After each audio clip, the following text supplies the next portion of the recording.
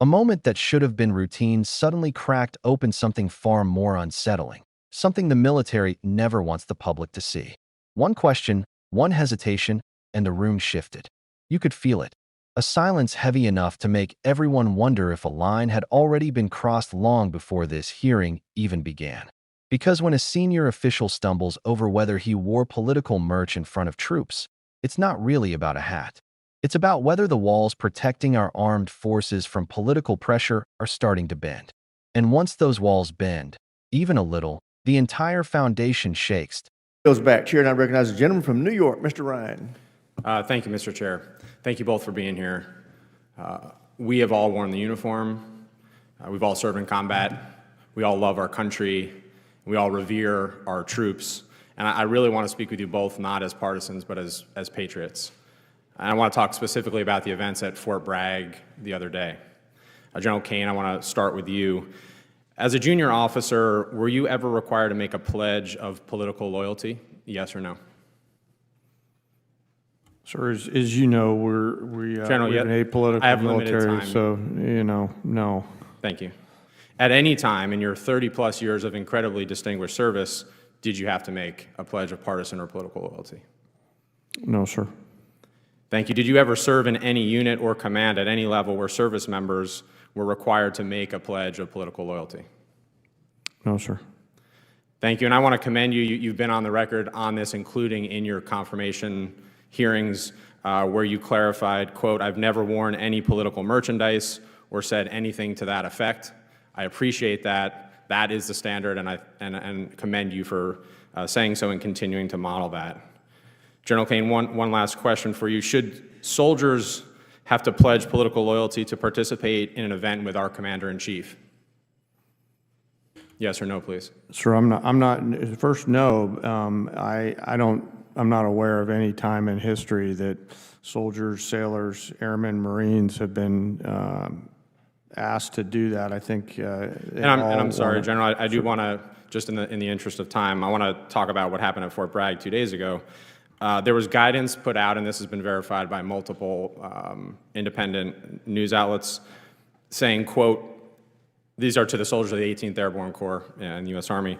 If soldiers have political views that are in opposition to the current administration, then they need to speak with their leadership and get swapped out. This is swapped out of the event with the president.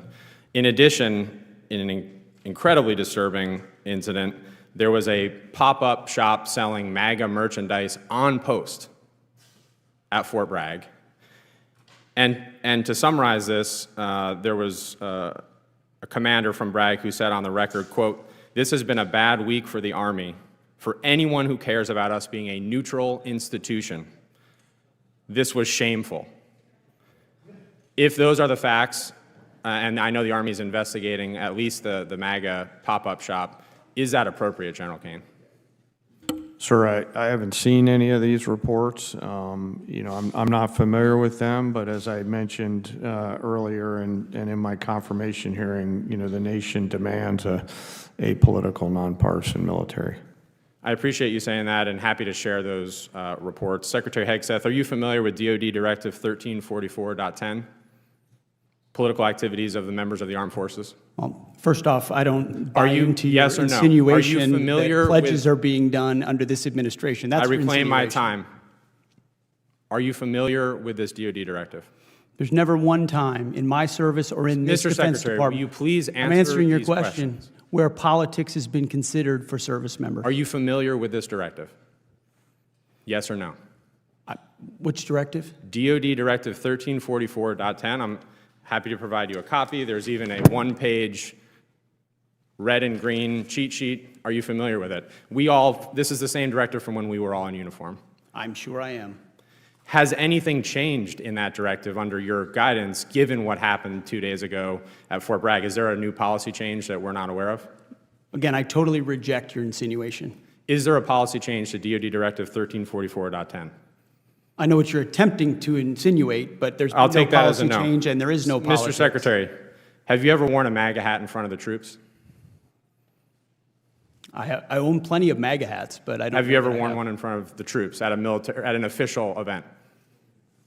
I don't I'm believe aware so. of. I don't believe so. Do you think it's appropriate for the President of the United States to wear political merchandise, including a MAGA hat, at official events, including West Point commencement? The commander-in-chief Yes or no? can wear whatever hat he wants to include the phrase, "Make America Great Again," because I would like to you make think America that's- great again as well. So you think that's appropriate? The commander-in-chief has the right in front of his troops to wear whatever he'd like. Okay, I strongly disagree with you. And I urge you both, especially you, General Kane, as we see an increasingly political rhetoric, including from the Secretary, to please, for the good of our troops, this is an incredibly difficult moment, and we need leaders like you to continue to echo the apolitical nature. I have 12 seconds. Mr. Secretary, I don't say this lightly. I have to say this on the record. I think your tenure as Secretary of Defense has been shameful and weak, and you should resign. I yield back. Gentlemen. That's why what unfolded next wasn't just a tense exchange. It was a warning flare, a signal that something deeper might be slipping under the radar. And the most alarming part? The signs were there before anyone asked a single question on camera. The hearing wasn't the origin of the problem. It was just the first time someone said the quiet part out loud. Ryan didn't walk into that room looking for theater. He walked in looking for clarity, because clarity is the one thing the military is supposed to guarantee. He wasn't asking about policy changes or budget lines. He was asking something much more basic. Are troops being pushed, pressured, or even quietly sorted based on political allegiance? And why were there sudden reports from Fort Bragg that made soldiers and veterans watching from the outside feel like something was drifting off course? The moment the question landed, have you ever worn political merchandise in front of the troops? The hesitation said more than the answer that followed. Owning something isn't the issue. Everyone owns things. The question was about influence, optics, messaging, and whether the people at the top remember that troops follow signals long before they follow speeches. A hat at an official event isn't just fabric. It's an instruction, even if no one says a word. But the discomfort wasn't born in that hearing room. It came from an incident 2 days earlier, an incident that left soldiers at one of the country's most important installations wondering what exactly was happening behind the scenes. Because at Fort Bragg, the message wasn't subtle. Reports confirmed that guidance went out to troops attending an event with the commander-in-chief. The phrase was simple, blunt, and shocking. If their political views didn't align with the current administration, they were expected to get swapped out. No explanation, no nuance, just a directive that cut against everything service members are taught from the first day they put on a uniform. And here's what makes that so destabilizing. The U.S. military has built its strength on neutrality. Soldiers don't pledge loyalty to people. They pledge loyalty to the Constitution.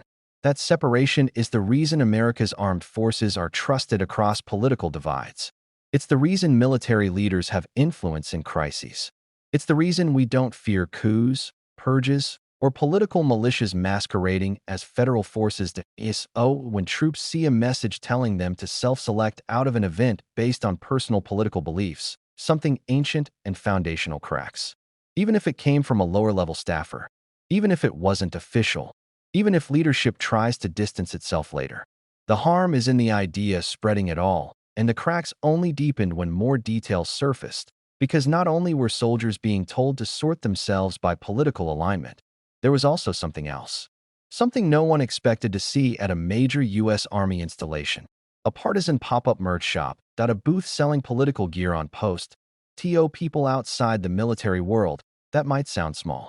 But inside, that's a seismic shock. DoD rules don't just discourage partisan activity on base. They almost completely forbid it. Commanders can't appear to endorse political candidates. Troops on duty can't display partisan symbols. Bases cannot host anything that signals official political messaging. That firewall exists because the military must serve all citizens equally, regardless of who they vote for.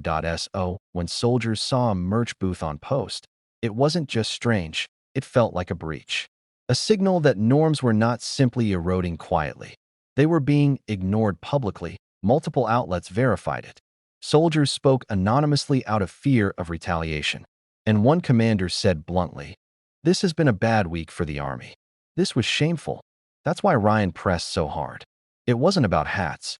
It wasn't about hypothetical scenarios. It was about real signals being sent to real troops in real time. Signals that leadership didn't seem eager to acknowledge. When he turned to General Kane, The contrast was immediate. King didn't flinch. He didn't dodge. He didn't dance around the questions. In more than 30 years of service, he had never once seen a pledge of political loyalty required from troops. He'd never witnessed anything close. And when asked whether soldiers should ever have to declare political alignment to participate in an event with their commander-in-chief, he didn't need to think. No, because he knows why that line can never be crossed, not even once. What makes this moment so alarming is not that a policy was written or a new directive published. It's that signals were being sent, informal, subtle, but unmistakable, that political loyalty might matter more than personal duty. And signals shape culture faster than memos. But Ryan wasn't just speaking as a lawmaker. He was speaking as someone who wore the uniform, someone who understands how fast pressure spreads inside ranks. Junior troops often don't have the luxury of raising objections. They take their cues from tone, environment, and expectation. If it looks like politics is becoming a factor, whether through messaging, merchandise, or whispered guidance, many feel they must fall in line to protect careers, reputations, or assignments. That's the danger. You don't need a written policy to create a culture of political conformity. You just need silence. But Ryan refused to stay silent. He went further, pointing to the core safeguard meant to prevent all of this. DoD Directive 1344.10. The rule every service member studies. The rule that outlines what political behavior is allowed and what crosses the line. The red and green cheat sheet that gets drilled into troops to make sure the military stays out of partisan battles is, when the secretary hesitated again, dodging whether he knew the rule, sidestepping whether anything had changed, pushing back on the premise instead of answering the question. The tension in the room rose again. Because if leadership won't acknowledge a breach, how can they prevent the next one? And when leaders won't take responsibility, the burden shifts downward. Troops are left guessing where the boundaries are, guessing whether expressing a political belief, publicly or privately, might quietly affect a promotion board, an assignment, or a seat at an event. That kind of guessing corrodes unity from the inside out. Critics in the defense world have been warning about this creeping politicization. Analysts say it doesn't happen in giant leaps. It's small moments, small abuses, a merch booth here, a selective event invite there, a loyalty question hidden inside a request, an official playing coy about political messaging, a commander offering a wink instead of a correction. And once troops believe leadership is picking sides, cohesion fractures, distrust accumulates, units subtly splinter, conversations go underground. Soldiers stop assuming fairness. They start assuming agendas. The most serious risk? Troops begin to suspect orders aren't purely mission-driven. Even the whisper of that possibility is enough to weaken effectiveness, morale, and safety. Because when politics infiltrates command decisions, readiness collapses. That's why Ryan's final statement hit like a hammer. It wasn't a soundbite. It was a verdict, a plea, a warning that he said the secretary's tenure had been shameful and weak, and called on him to resign, not out of partisanship, but out of alarm that the people trusted to protect the institution weren't guarding its neutrality, that they weren't taking the threat seriously, that they didn't understand, or didn't care, how dangerous even minor politicization can become, and the danger isn't hypothetical. History is full of military institutions that drifted from neutrality, slowly, quietly, then suddenly. Lines blurred, roles changed.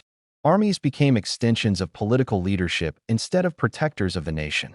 And once that transformation begins, reversing it is almost impossible. Ryan wasn't predicting collapse. He was naming a trend. He was pointing at the early warning signs, the ones too easy to dismiss until it's too late. The hearing ended, but the questions didn't. If partisan merch can appear on post today, what appears tomorrow? If troops are told to swap out based on beliefs once, how long until it becomes routine? If leaders won't acknowledge the problem, who will fix it? The truth is simple but uncomfortable. Protecting an apolitical military requires constant, active effort. It doesn't maintain itself. Every generation must defend it. Every leader must model it. Every violation must be corrected immediately, because all it takes is drift, slow, subtle drift, for norms to disappear. This moment wasn't about one official or one base. It was about whether people at the top remember what every recruit is taught at the bottom. Allegiance is to the Constitution, not a personality, not a party, not a slogan, not a military that forgets that isn't a military anymore. It's a tool. And once it becomes a tool, democracy weakens. That if you care about that line, if you believe troops deserve leaders who treat them as citizens, not political props, make sure you stay informed. Keep watching these hearings. Pay attention to the signals. And keep demanding accountability, because silence is how norms die. That if you found this breakdown valuable and want more deep dive explanations into the moments shaping our institutions right now, make sure to subscribe, hit the like button, and turn on notifications so you never miss the next one.